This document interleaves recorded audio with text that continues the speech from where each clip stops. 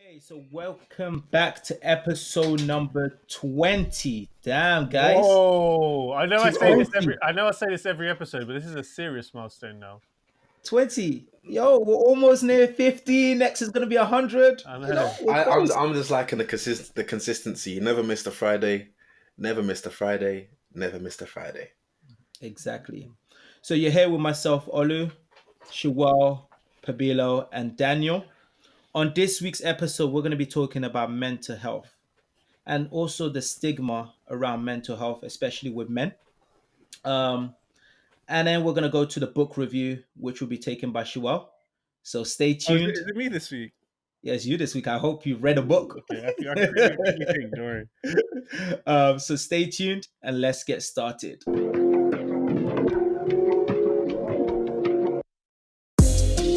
Take off, take flight with you. For we never fly, but we're flying. So, mental health. I guess the first question to ask is, how are you guys doing? Is everyone okay? Ask it properly. That's a question we ask a lot of times, and everyone always says, "No, I'm good. Oh, I'm fine. I'm okay." Yeah. Can you guys remember? Can you guys? Because I can't remember the last time someone said to me, "How you doing? Are you okay?" And I didn't say, "Yeah, I'm all good. How are you?" I can't remember the last time. But that's the kind of automatic response. But let's start with some facts. With mental health, you know, 1 in 4 people have mental health issues. 1 in 4 people. 1 in 4. That means out of the 4 of us, one of us. Yeah. Mm. Okay, so what is happening? What's mental health? Actually, what is the definition for you guys? And which one of us has it? No. That's a full statement because everyone has mental health. It's like physical health. It's just about managing it. But I would say mental health is like a person's condition with regard to their psychological and emotional well-being because it's all psychological and it's all emotional. And there's different types of when we think about mental health. So you've got there's a spectrum when you think about mental health. It can range from sort of anxiety at just certain. So some people struggle with anxiety. That could be a class as a certain level of mental health, to where there's more extreme, where it could be like more life traumas, etc., or grievance of losing someone, a family member, which could then lead into more mental health issue. And then the way when I think of, and I think Daniel mentioned it, mental health is just the same as physical health. Sometimes you can sprain your ankle, you can break your leg and then heal over a period of time. That's same with mental health. Like you can go through something for a period of time, and you're able to then recover or focus in on it, and then it can reach to it can help you in terms of recovering in the later stage. So it's not something that's permanent. Just because someone's going through a stage or mental episode doesn't mean it's something that's gonna last for the rest of their life. It could just be a phase, just like But I think, Daniel, it would be good if you can share or we can discuss what is like mild or light level of mental health. Because when I think of mental health, I just think of someone. You think of a loony. Sorry? You think of someone who's loony or what? No, I just think of depression. I think of someone who is on. I think about depression, and so when I hear about mental health, I think to myself, my mind's fine. I think my level of awareness is quite good, etc. But actually, there's different tiers to it. So it'd be good to understand, what does a mild to low level mental health look like? Because I think because go ahead. Because P, when you mention that, is you got like mood disorder, is any form of sort of disorder. So it could be anxiety, it could be people with personality swings. So some people it can be bipolar. Also mental illness can be sort of an eating disorder, can also be classed as it, or substance abuse. A lot of times you could say substance abuse disorder can also be driven based on mental. So there's different types of mental illnesses based on different stages. So it's not just about depression; it can be multiple areas as well.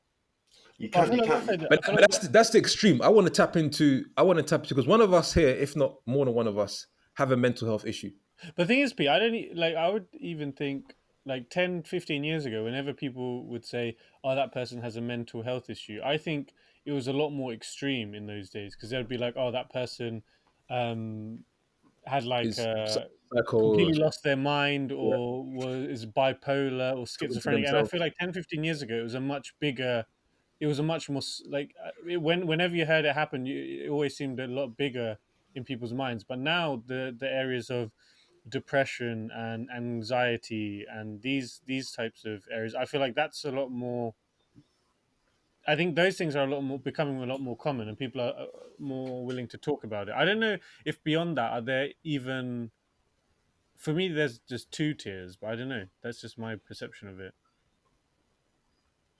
But you were talking about 15 years ago. I think 15 years ago, it wasn't so much, there wasn't a lot of attention. I think in the day and age that we live in now, with the accessibility to people, social media, and a lot of things, it's become a lot more pertinent and relevant in this day and age. And I see it's more about now managing your mental health, Yeah. because just as our physical health, we need to stay physically healthy. With your mental health, you have to stay mentally healthy. And it's about doing the right things for you personally to ensure that your mental state is at a good level. Because with the different types of mental illness that Ollie was alluding to, the mood disorders, anxiety, personality, psychotic eating, trauma, and substance abuse, these things can all stem from something very small that could even be beyond your control. So it could be bereavement in the family. It could be something small that add up, and then it becomes, because I'm sure people that have had significant mental health issues, it could have stemmed from something very small. Then over time, when you don't manage it, when you don't do the necessary things to take care of it, they could fulminate and become bigger than what it could have been. And even in corporates and working environments, there is a lot more emphasis and focus on mental health. My company in December, we signed the Mental Health Act pledge, and it's something in the city that companies are doing. But even at work, I'm a first aider, but something that we've introduced are mental health first aiders, because not every first aid issue at work is relating to an injury or an accident. Sometimes someone could be having a breakdown. So you need the people with the necessary skills to understand what's going on and how they can help that person. They're not experts, but they at least are an intermediary step to help understand, or to understand and see the signs and symptoms of someone who's going through something. Because even amongst our friends, sometimes the way we might act or respond to people being snappy could be a sign of they're going through something. Yeah. We could ask, I don't want to say names or anything, but we could ask, Tim, or Tim, why didn't you just do that? And then he responds and he'll snap me and think, but wait, Tim, this is out of character. This isn't your usual self.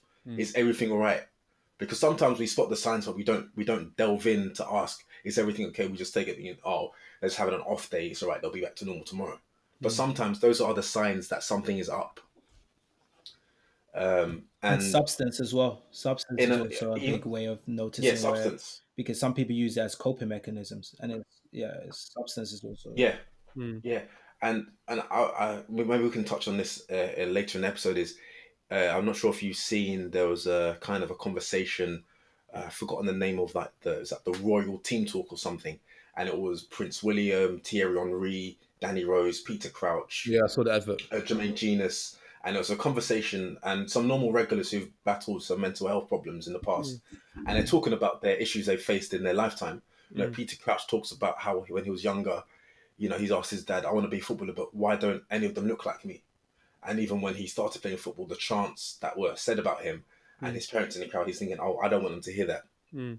Danny Rose talks about, when he wanted to transfer last season, the club said, "Oh yeah, we know you're interested. Can you come in to make sure you're okay, you're not crazy?" And they said that to him. He didn't disclose the club. But these are things people go through, even celebrity in the limelight. And Thierry Henry said, he probably did have something, but he didn't even know at the time. But these are things that everyone goes through, and it's not just about recognizing it, but also how do you deal with it? How do you cope with it? Who do you talk to, and what do you say? And those coping mechanisms. But and I think it's good that you raised that discussion about celebrities talking about it now, because I think how do you guys see the perception of mental health and how it's changed over the last few years? Because it's becoming more to the forefront, and more people are openly talking about it. And then the statistics of the amount of people getting depressed, the amount of people with anxiety also seems to be going up. And I always question: is it actually the number of people is increasing, or is it just people are becoming more aware and the conversations become more open now? I think, Shuwel, on that point is people are becoming more aware of it. I think it's been the same. Coming from an African Nigerian household, mental health is not something that's discussed. Yeah. It doesn't exist in certain aspects of it, and it's strange because you know people within your family that you're like, okay, something, that person's going through something, but it feels like there's always an undertone of, we don't talk about mental health, Yeah, or yeah, it's not something that's addressed, or, yeah. and I'm not sure if you see that in your culture as well, where you feel like mental health is not something that's discussed per se. Like your parents don't sit you down and say, okay, depression is something that happens in life, or Yeah, people go yeah, through it. How yeah, do you cope with it, deal with it? It's yeah, just something never really discussed. yeah. I'm not sure. What do you guys, do you feel like it's something mentioned in your culture, or? For me, growing up in so when I was growing up, my dad, as an example, was someone who I'd never seen cry ever. Like he was always the typical father figure, strong, like boys don't cry kind of mentality. Don't cry, let's deal with it, blah blah blah. And then a couple of years ago, after he had his stroke, it completely rebalanced his emotions. And after his stroke, I've seen him cry probably 100 times. So at first, the first time I saw him cry, it was really difficult for me because I was thinking, "Oh my god, I've never seen my dad cry before, but here's this man who typically didn't show his emotions, and now he's become the opposite, where he shows his emotions all the time." And I think with after his stroke, that kind of made me realize that, because if I think there's probably times after his stroke where he looks like he's gone into kind of depression, or his whole life has been rebalanced from being the main provider of the family to now being reliant on everyone else. And there's been times where I've had conversations with him and I was like, Dad, are you okay? Because you don't seem okay. Because every time I ask you how's things, you just look like you're about to kind of cry, and I'm not used to seeing you like that. And it's very, very tough to get him to really open up about why things are not okay. And it really takes persistent questioning, asking him all the time, like, "Are you cool? Are you cool?" And then after the 10th time, he eventually tells me what's really up. And I've had this conversation with him about mental health and how, why don't you speak to a therapist and everything. And he would always tell me, "No, I'm cool. I don't need that. I don't need that. Like, there's nothing wrong with me." And what I was trying to tell him is, you don't necessarily need to have something wrong with you. You just want to improve. You don't need to be broken. You just want to get better. Yeah. And I think this is culturally something that of his generation is very tough to get through. And I actually, I'm happy to share, I found him a therapist to talk to, I think last year, or about 18 months ago. And when he went to the therapist, he basically told her everything was cool. Like, I don't need to, like, I don't. No, that's kind of funny. Like, the therapist asked him, so your like, dad is a different cloth. Oh, is that yeah, what he said? yeah. So I was like, Dad, if I find you, if I find you someone to talk to, I want you to go in there, because it's only going to be as good as you give. So make sure you're open to them and everything. And I've seen you Sure, this is get gold, emotional man. about This stuff. is So you need gold. to talk to them. And then he went, and after one session, he came back. And he was like, "Yeah, it's cool. I don't need to go anymore." You know when you say that, I called up the therapist and I wanted to ask her, "Okay, so how'd it go?" But because of the client privilege, she couldn't tell me anything. So I was like, "All right, cool." And then when I was telling my dad, "So do you want to see her again?" He's like, "No, I don't need it." I think the crazy thing about that is that's not a Olu. surprise. I think any one of our parents or whatever, if they were to go and speak to someone in our culture, it's we have that saying where family problem stays within. You don't share. You don't share. And you don't share. Oh my god! And it's like, if you have a problem, keep it inside or speak to your family. It doesn't leak it through. 100%. So I can imagine your dad going there and saying something like, "I don't know why Shuwel sent me here. Everything's great." Yeah. And do you know the funniest thing is? The funniest thing is, my mum, before he, sorry, Pete, just one last point. Before he went, my mum said to me, "Sure, this is a complete waste of time. Your dad's not going to tell that lady anything." And I was like, "No, I've talked to him. We're going to make the most of it." And then he came back and he was like, "I'm cool." I understand. But yeah, Olu, just to echo on your point. So I think there's certainly a lack of education in the Afro-Caribbean society around mental health, because it's something which is looked down upon. If any one of us today or any point in time stood up and opened up around, we have, so let's say, for example, if I stood out and said I have a mental health issue, one, people would be surprised because of maybe the sort of persona that you give off prior to that. But two, then as an individual, you would think people are now going to take me as kind of like a weak charity, or something. weak or a charity case. Yeah. So I think Yeah. it's something that we need more education around that. It's just like physical exercise, and it's something which is it's a muscle that you want to improve and strengthen. And everything was funny. I just quickly, so I actually went for my first therapy session last week. And it was more around actually, how do I tap into more of my potential? That's kind of the overarching theme, or going into the session. But in order, and so everything Shuwel said was really gold, because the therapy session is only as good as you give. And so we actually explored childhood. We wanted to tap into areas where she could give me something to reflect on, and I could share how do I unleash myself further and continue to propel myself to be better, to be greater. And we all have. It's about. I think it's really about, when it comes to this topic of mental health, you need to have an outlet where you can actually openly share and discuss. Maybe it's a friend, or it's someone who's independent, but there is so much good and benefit that comes from being able just to talk and express something you may not want to share with your mum, or may not want to share with your father. And Olu, when you spoke about growing up in the house, everything, if you have a family problem, it stays within the house. Like, this is, I don't know, every Afro-Caribbean person has actually heard this. So it's So yeah, but I think do you guys think you know enough about mental health? So let's say, for example, one of us was to say, hey, I'm going through some mental health issue. Do you guys feel like you know enough to support that person, or you feel like you're even educated enough about the topic? Because I think I can hold my hands up and say, for the last probably 25 years of my life, I did not know anything about mental health. You hear about it here and there, but you just looked at it like, it doesn't impact me, it doesn't impact my life.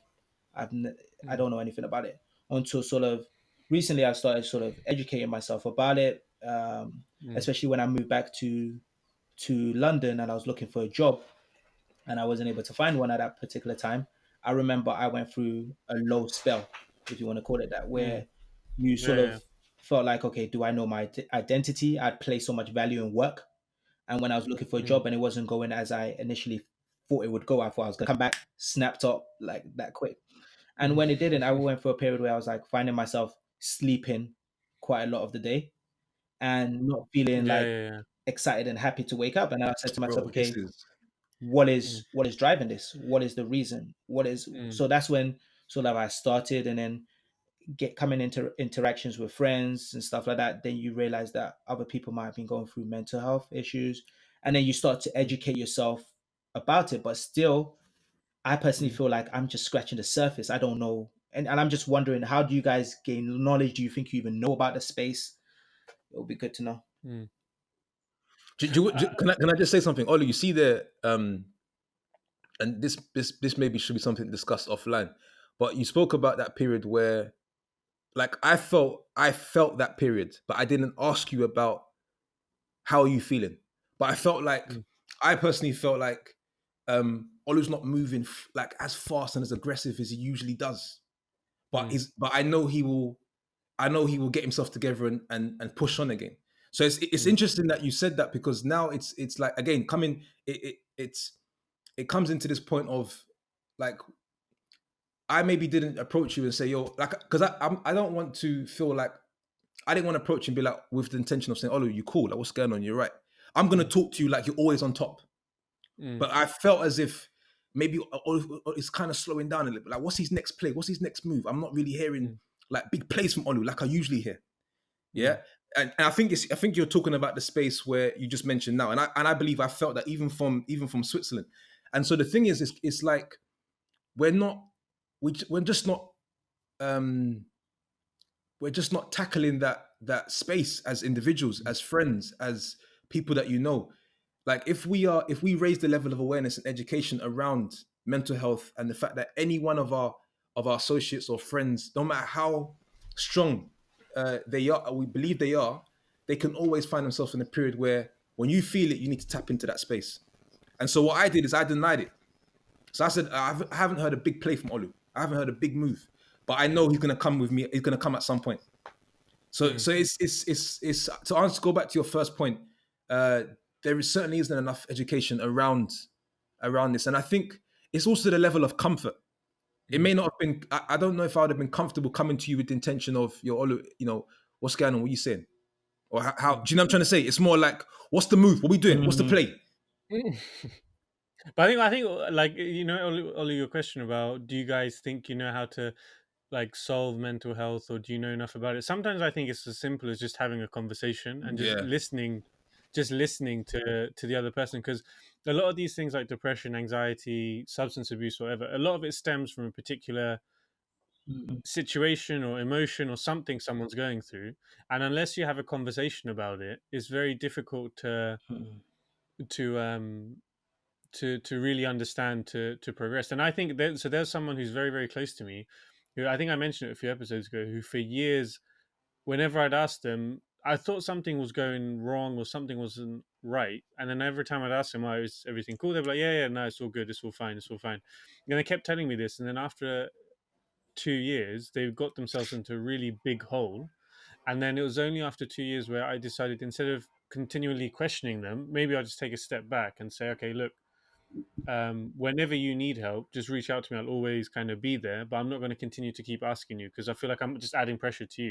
And it was only once I took that different approach that they opened up and explained to me about what they were really going through and how they were really feeling. And then I was able to help them to the point where I changed my relationship with them, and then we were able to just continue to build from there, and it got a lot better. And I had to really change my approach. So I think sometimes it's important to know what the symptoms are and everything, but just being able to listen and take the approach with the person who's going through whatever they're going through is the bit that can make a big difference. Let me quick question. Let me ask a question. Going back to the point you mentioned, is during that time where you felt as if you wasn't living up to your potential. Let's call it that.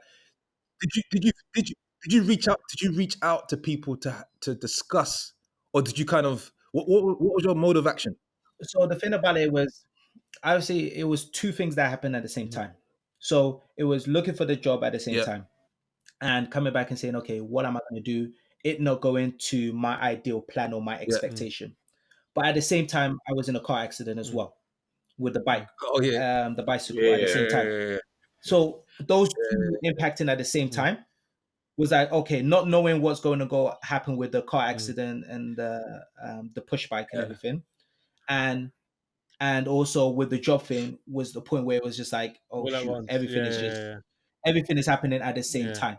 And then moving back home, per se, from traveling before moving to my apartment, moving back home, all of those things happening at the same time. So it was one of those things that did I reach out? So my mom was good with in a certain aspect, but she came from the parent aspect of it, where it was, have you prayed?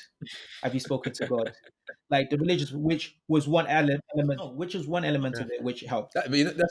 Second aspect of it was a part of me was like, look, Oli, you can worry about all these different situations, or you can try and still enjoy life and interact. So Deshaun, one of my close friends, helped me get out of my sort of rhythm. So every morning we would go to the gym at like 7 a.m. And we'll spend 2 hours in the gym.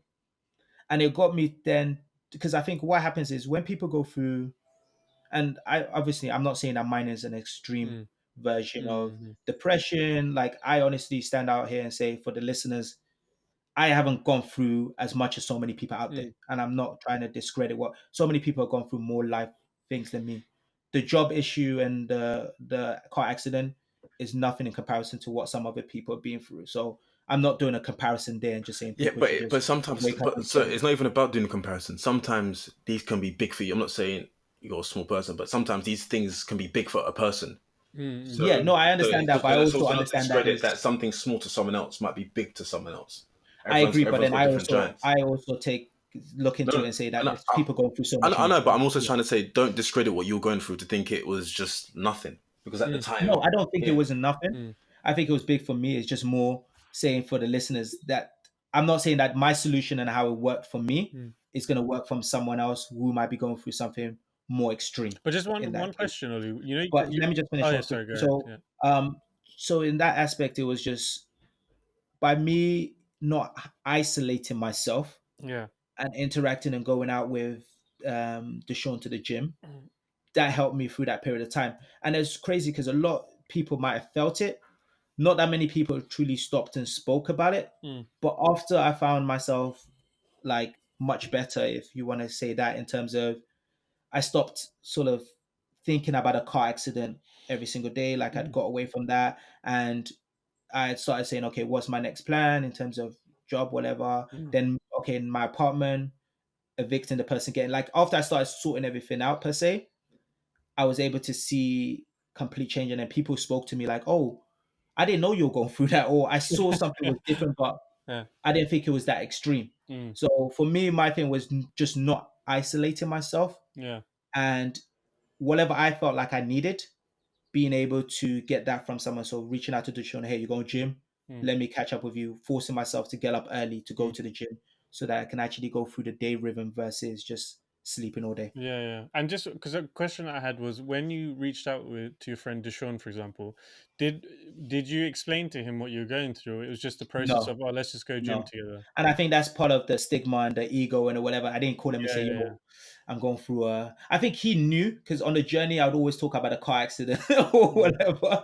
So I think he probably was like, he knew sort of, but it wasn't something maybe that's not what I needed. Maybe I didn't need someone to be like, oh, hey, how you like, I don't know. Or maybe I'm just thinking I don't need it because I've naturally not received it in that way. So I've just naturally, accustomed to But it. I think as individuals, we should be aware of telltale signs. You know, there are always, fortunately, this didn't end in a bad way, but I'm sure we all know of someone, relatively close to us or from afar that have been tragically taken their life, and I'm sure most people can probably say, oh, there were signs of something, but I never really questioned it, or I never delved in, or I never asked them, because it's usually like what Shuwel was saying earlier about with the conversation with his dad.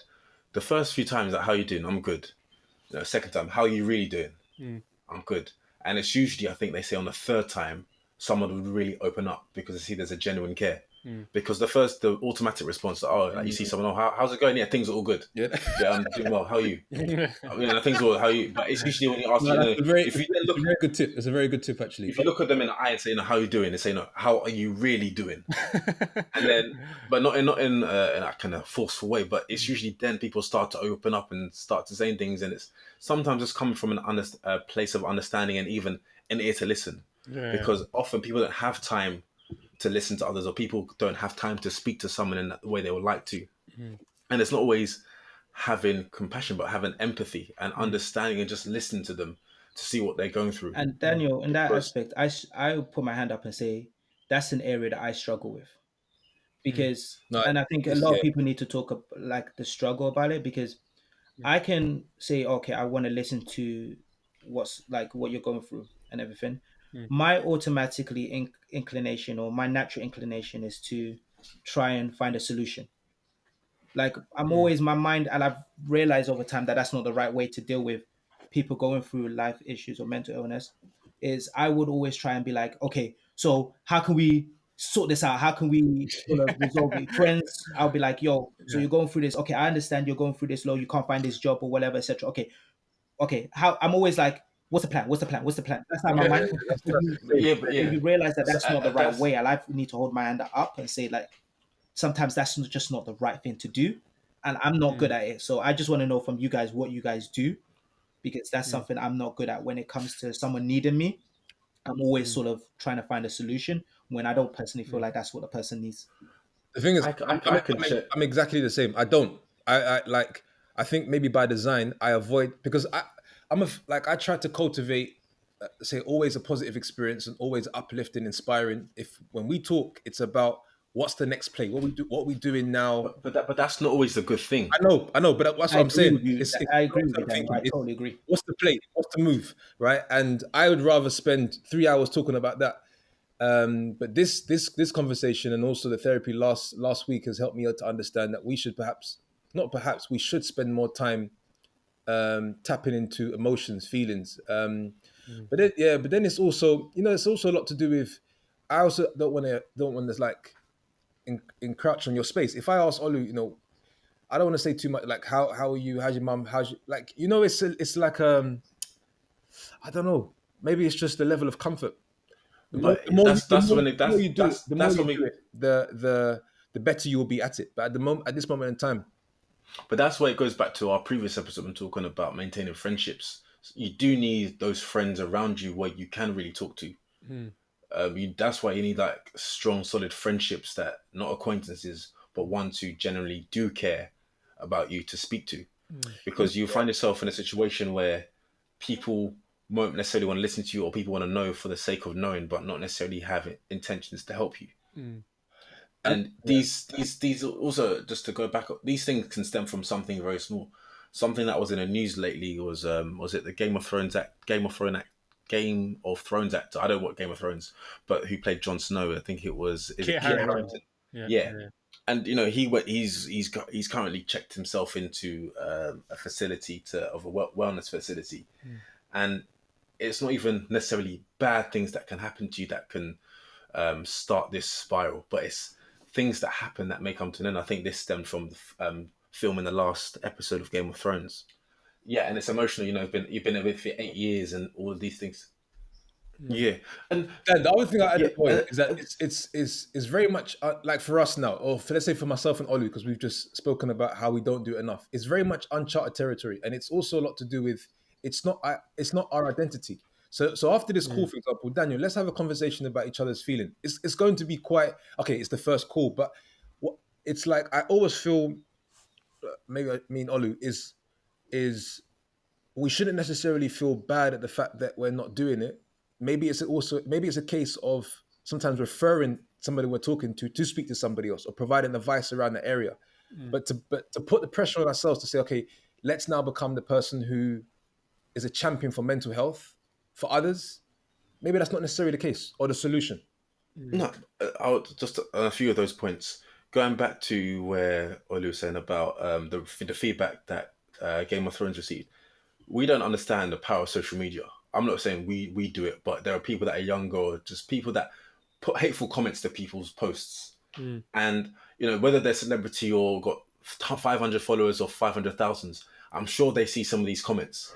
And to be honest, then they're not nice. It's not nice to see, because you might think, oh, they brush it off their shoulder, but really and truly, I'm sure at some point it actually touches them, and they do feel that post.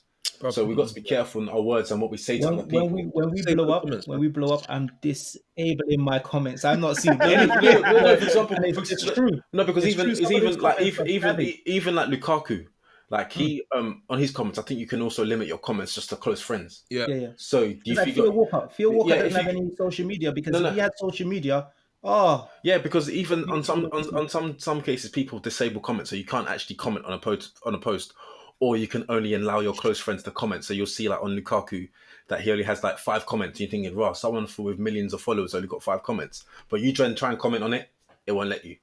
So they're getting smarter and understanding it of these things. But one thing I was going to add is, we spoke about culture and mental health. Do you also feel that it's a negative connotation, especially when it comes to men? I don't. We probably don't have got enough time to delve into it, but I also feel that when it's a man, and it also goes back to the episode on toxic masculinity.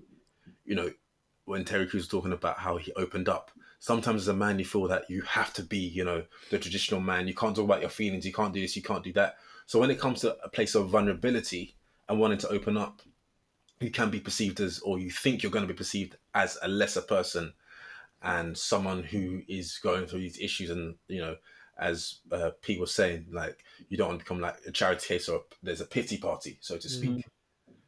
Yeah, for sure. Daniel, totally agree. There's the stigma, I think, for me, comes one from culture, and then secondly by sometimes by gender. So being a guy, I think a lot of times you have to have this strong facade. Everything has to always be okay. And I think, not generalizing, but most guys in certain cases don't really talk about emotions. I can't remember the last time I've had a conversation with my boys and really being like, okay, so how you feeling?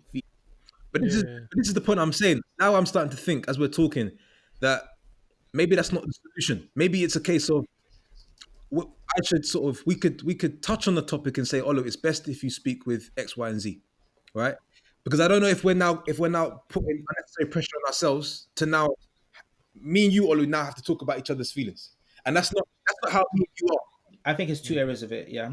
Because I have friends, male friends, who I've seen them go through like a low period, the area of depression, and we might not have had conversations specifically about how they feel, and it might be like, okay, hey, I might look to do therapy. So like P, you saying that you've taken your first session of therapy, that's Oh, going to amazing. motivate so many people to say, you know what, maybe I should talk to someone.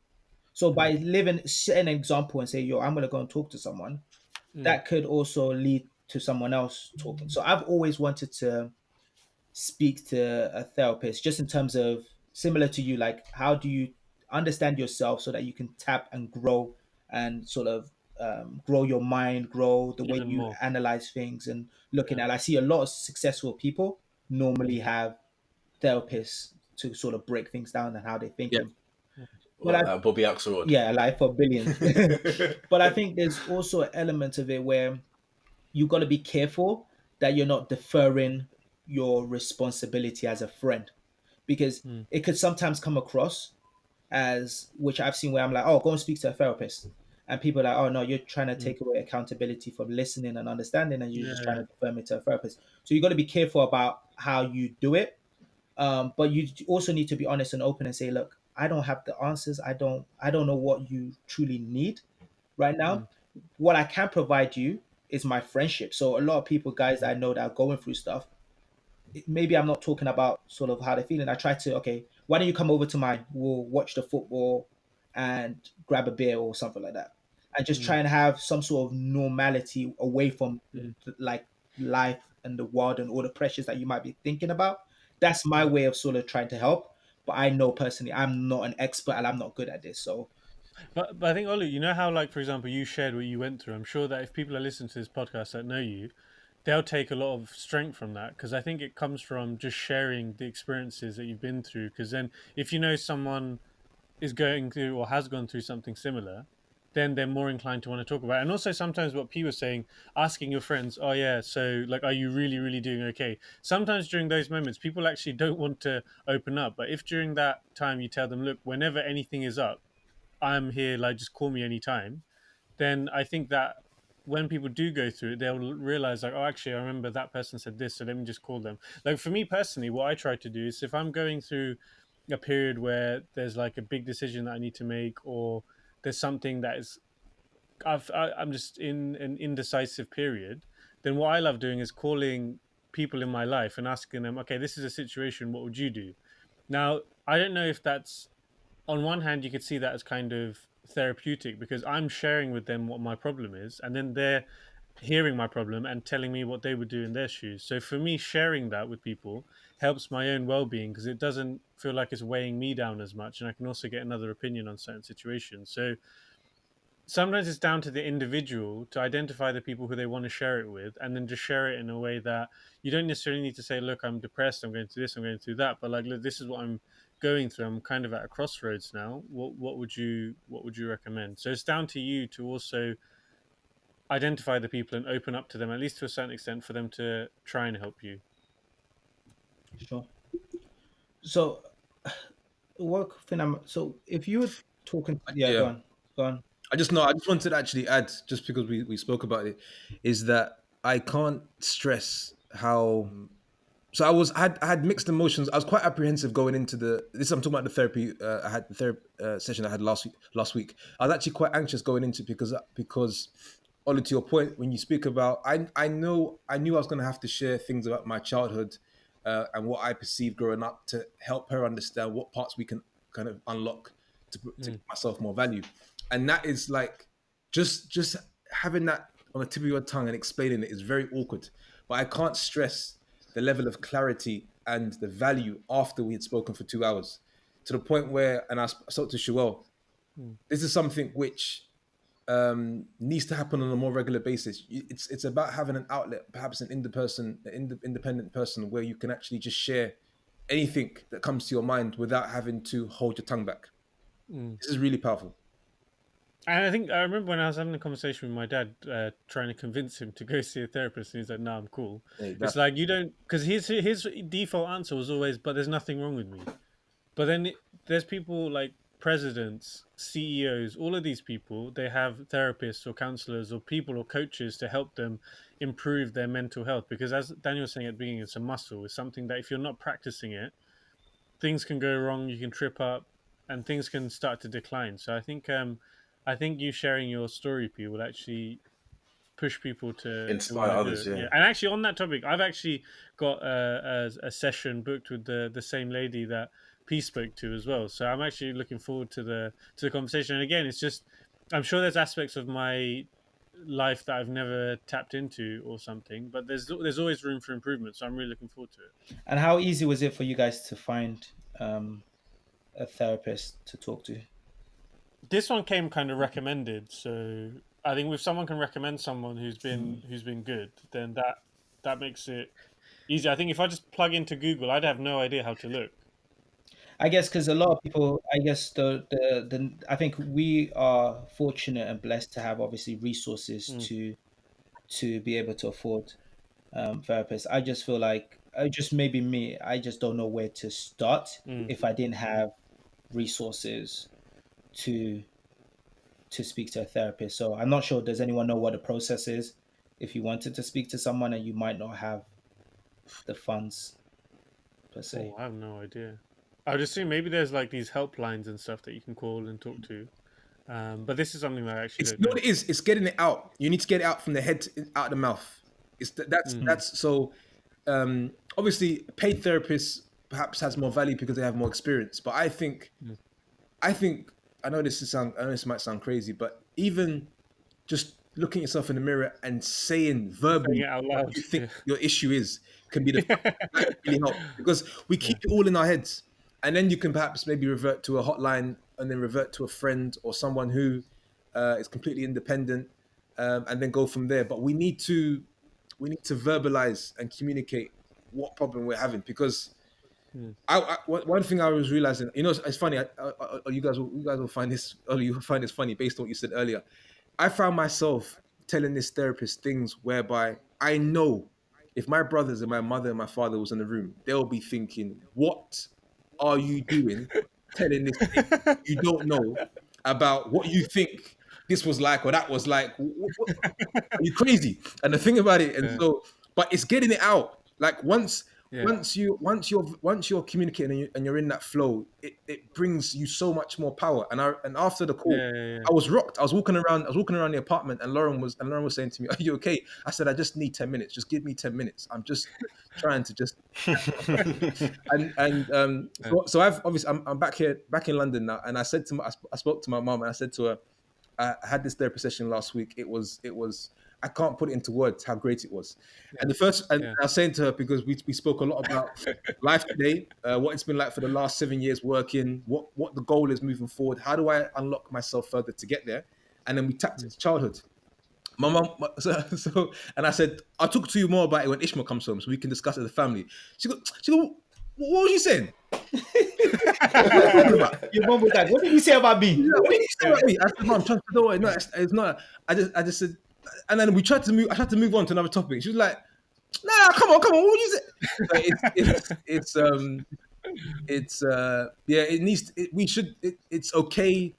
has to be okay for us to talk about things which we think are close to us and dear to us to other people. It has to be. Otherwise, exactly.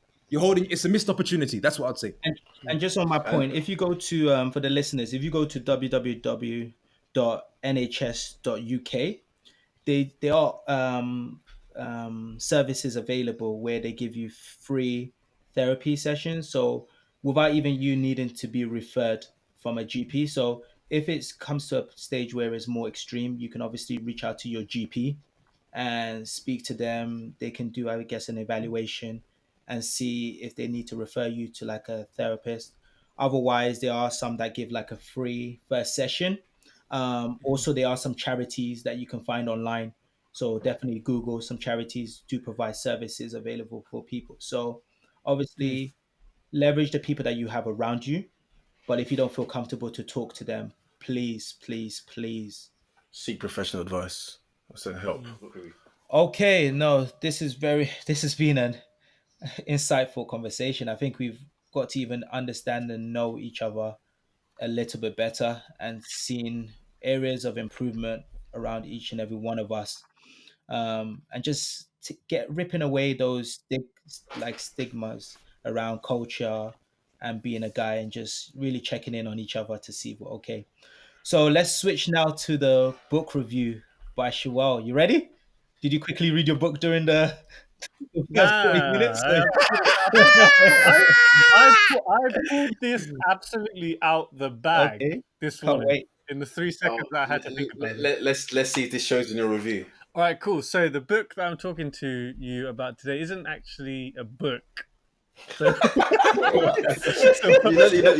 know, it's called book recommendation. All right, hold on. Recommendation. Don't jump to conclusions. So what I'm going to be talking to you about today. No. What I'm going to be talking to you about today is this here, and it's actually categorized more as a journal rather than. I'm logging off. I'm out. See, That's your own personal journal. This is your journal. Hold on. Now, so this book is called the 6-minute diary, and it's by a company called Create Your Best Self. Now, it's not just pages to write in. There is actually in the first probably third of the journal, it has a book, and it tells you about the benefits of preparing for your day, affirmations. Wait, one second. P's got a question. Are there pictures? No pictures. But what I love about this, right, is because it's called the 6-minute diary, and I think we've spoken about in morning routines and also in the evening before preparing yourself, writing down things that you're grateful for in terms of appreciating the things around you. And also for me personally, I love a good quote, because if I get, and Daniel, probably you're the same, if I hear a good quote, it can actually set me up really well for the day. For the day. Now the reason why I thought you only use it for your Instagram post, so it's actually used for. No, and then I can use it for that as well. So it's a double whammy.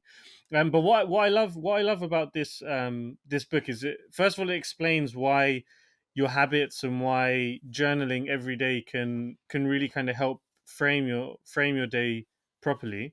But all it takes is 6 minutes, where you spend 3 minutes in the morning, or 3 minutes in the evening. So you start off the day basically writing down 3 things you're grateful for, how you'll make today great. So basically the key items that you need to do, and then a positive affirmation.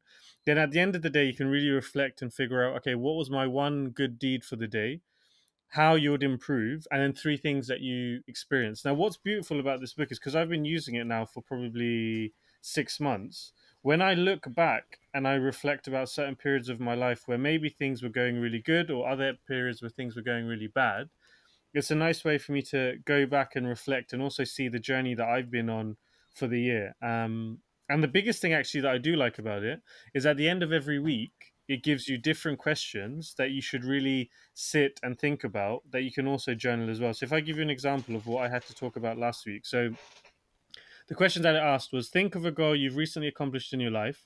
What obstacles did you overcome on the way, and why did you set this goal in the first place? Another question was, are you someone you would like to spend the rest of your life with? Explain why or not. Now, what I like about this is, I like that question.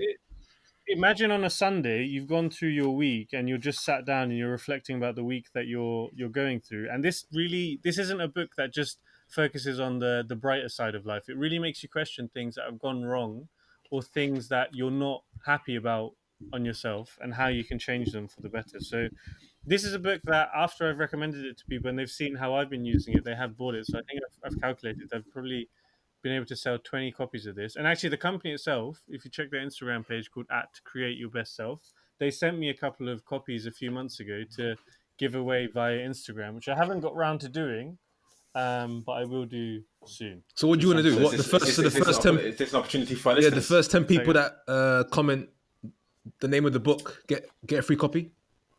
Yeah, that's what I was planning on doing, but I need to make. I think you need to be following, tag a friend, get them to follow, Exactly. And That's probably what I'm gonna do. So, but actually, maybe I can do a competition because they gave me 2 copies. I'll do one via our Take Flight podcast page, and then one via my personal one. Let's see how it goes. So just as a personal experience, so I live and die by what I've created for myself called a success planner, and it's very much similar to what Shuwel has described in what is in the book journal that he uses. It's effectively a framework which has similar points. It's the what are you grateful for? What's your affirmation? What are your key KPIs? And what are your successes for the day? Your weaknesses, things to improve on.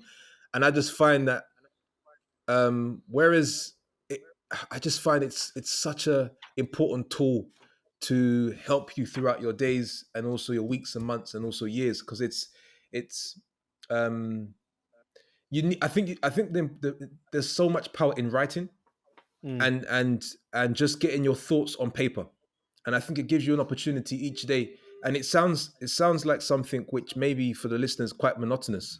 I don't really want to, but it's literally you're spending a few minutes just to jot down what's on top of your mind. And it's kind of like a scribble. You're just scribbling. You're really kind of just scribbling out, and you're sketching a thought and a process.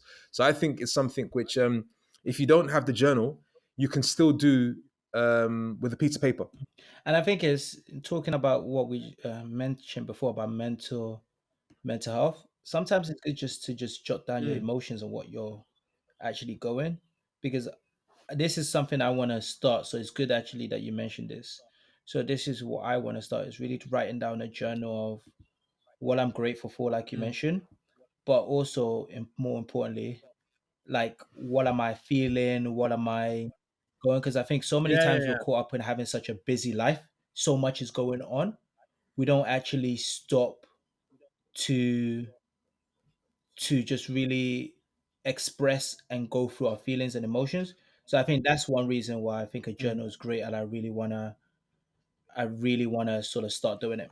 Yeah, and I think what's great is at the end of the week, as you were saying, Olu, when there's been weeks where I thought I haven't made as much progress as I like, I write that down. I write it down, and I write down why I think that's happened, and that in itself is kind of a form of therapy where you can see, as you said, it's just an outlet to get these things out. So, Yeah. well, so any other questions before you guys start like hotting me up? No, I think it's really simple. I think because I think it's just something which I strongly recommend, because what I love about I think the greatest thing is also when you jot down what you're grateful for.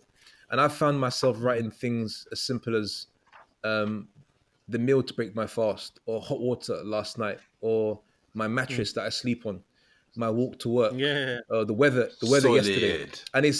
And these are important components that we need to remind ourselves of, because there are many people around the world that don't have the very basics. Sometimes it could be the shower, the pressure from the shower, I'm grateful for. So it's yeah, I just hope all of our listeners can either buy into the same book, journal, should I say, or start a process of their own. The one thing I was going to ask, sure, but you touched on it, was how often does the book direct you to evaluate what you've written? Because it's all good to say, yeah, I'm going to write in the journal, but how often does it? You mentioned that you've evaluated and looked back, but does it give you any kind of indication to look back at certain points? Because a journal's only as good as you use it. Really, you can put in entries, but until you read it to really understand how grateful you can be for a period of time, it can be classed as redundant. Yeah, so actually at the end of every month, so once you've done it, so at the end of every week, they ask you different kind of reflective questions. Then at the end of every month, they give you a survey where they ask you to, on a scale of 1 to 10, rate your health, your mood, your career, your mental fitness, it gets like 10 different KPIs. And then it tells you during that period to actually reflect back and have a look at what you've written. So it does give you that reflection. Actually, one other thing that I like about it, because I'm quite an action orientated person, is at the beginning of every week it gives you a different challenge of what you should do. So, like for example, one of the week can be tell a loved one that you haven't told for a long time. It can be a family member, a friend, or whatever, how much you appreciate them. Or reach out to someone that you trust and ask them what their opinion is of you and how you can improve. And another one that I really liked, which really shifted my mind was there was 1 week where it said, reach out to someone that the last time you spoke to them, it wasn't such a good experience, and try and mend that bridge between them and open up discussion again. And when I read that, it's weird. It's just a small direction in a book, but that made me want to reach out to a person who the last time when I spoke to it wasn't such a good experience, and then actually reach out to them and say, look, let's go out for dinner, let's catch up, and helped mend that relationship with them. So yeah, it's very, so going back to your question, Daniel, it does ask you to reflect back. It also gives you direction on things to do for the upcoming week, and every couple of months there's also check-ins within the book where it tells you about the journey that you've been on, to look back, reflect, and yeah, it's something that it's a habit that I'm going to have for life now. So okay, and my last question is how long is the journal? How long does it go on for? So I started this about 6 months ago, and there's still pages left. So I think it's supposed to cover you for maybe 6-7 months. So it's quite a lot. And then after that, yeah, you just end up buying another one. Okay. And actually, since that, I've also bought copies for my brothers as well. Haven't got around to giving it to them. So if they hear this episode before I give it to them, I was planning to give it to them over the Where did you get it from?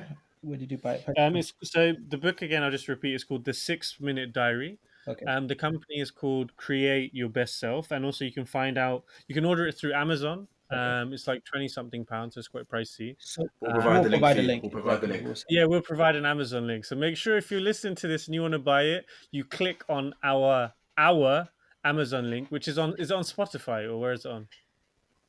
It's on Spotify, but we're also looking to create a page where we have. We're looking to create a library of all the books we've recommended and an easy link for you to buy it rather than searching it, because we want you to get the right edition, etc. Okay, that makes sense. And we want to try and make your life as easy as possible as well. So, all right, cool, perfect.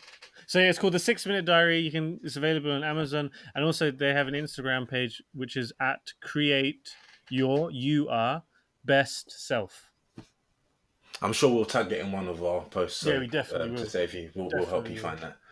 Okay, well, thank you for sharing that book in inverted commas well, for this recommendation. No, but jokes aside, the journal does seem to be a powerful resource and tool to make sure that we are appreciating daily small things in life, as P was also mentioning.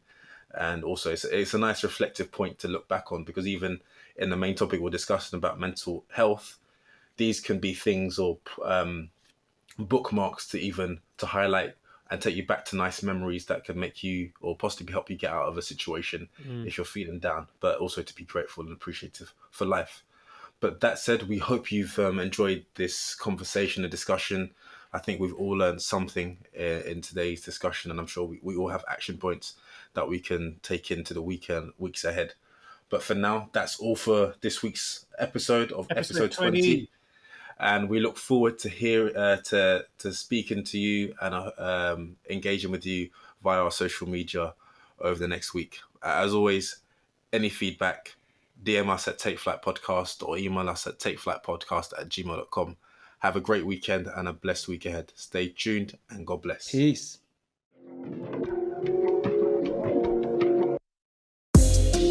Take off.